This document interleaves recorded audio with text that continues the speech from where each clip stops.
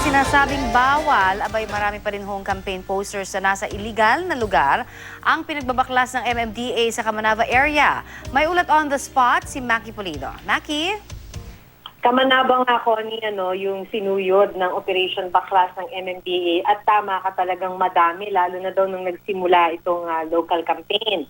Sa kabila kasi nga nung paulit-ulit na paalala ng COMELEC na dapat sa designated areas lang magdikit ng campaign materials, mas dumami pa talaga yung mga idinidikit na poster kung saan-saan simula nung magsimula itong local elections campaign.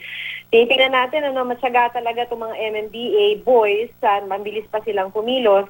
May pagkakataon nga lang na talaga namang buwis buhay yung pagtanggal ng campaign material dahil may mga isinasabit sa mga kable ng kuryente.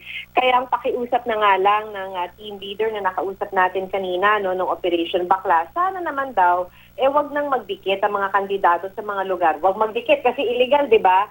Pero sana naman, wag na rin silang magdikit dun na sa mga malalagay sa alanganin ng mga buhay nila. So mula Feb 8 hanggang March 22 pa lamang 26 tons na ng campaign material yung binaklas ng MMDA. Katumbas ito sa 15 garbage trucks. So tinanong namin yung mga ilan na naglalakad habang nagbabaklas ang MMDA. Sabi nila wala naman daw epekto yung mga nakikita nilang poster sa pagpili nila ng ibobotong kandidato. Mas nakakainis pa nga raw dahil sinasabi naman ng COMELEC na dapat sa mga COMELEC designated areas lang. Yung isa namang nakausap namin, sinabi niya, well, nakakatulong ito para lang malaman kung sino yung kandidato. Pero sa pagpili, sa internet siya talagang nagdidepende. Dahil dun siya kumukuha ng impormasyon tungkol dun sa kandidato at yun yung nakakatulong sa paggawa ng kanyang desisyon. Ayon kay Mon Casiple ng Institute for Political and Electoral Reform, maraming kandidato yung nagpo-post sa mga bawal na lugar dahil hindi naman malaki yung penalty. Maliban na din sa hindi pa strategic yung mga COMELEC designated areas.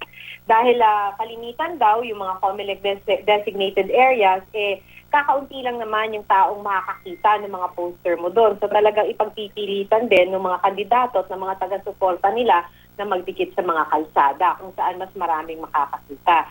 Malaking bahagi raw ng budget ng isang kandidato ay napupunta sa postering dahil kahit hindi ka na makapunta sa lugar, yung kandidato at least, kung hindi makapunta sa lugar yung kandidato, parang may presence na rin siya kung meron siyang tarpaulin o nakadikit na poster doon. Connie? So ito ang mga posters na ito, kinukulate pa rin ito para sabi nga, kumbaga, yung pinakamaraming kandidato, ilalabas daw nila yung mga listahan, yung mga nagdikit na bawal, sa mga bawal na lugar? Actually, dapat lahat Connie. Ang sinasabi dito ng COMELEC noon at saka ng MMDA, pinipicturean nila actually kanina. So bago nila tanggalin, pipicturean nila. Tapos isasubmit nila lahat ng mga pangalan sa COMELEC. So, bahala na ang COMELEC. Anong gagawin nila ngayon? Dun sa mga, halos lahat naman ng kandidato, makikita mo may mga posters sa mga hindi naman designated COMELEC areas. Right. Alright. Maraming salamat sa iyong update na yan, Maki Pulido.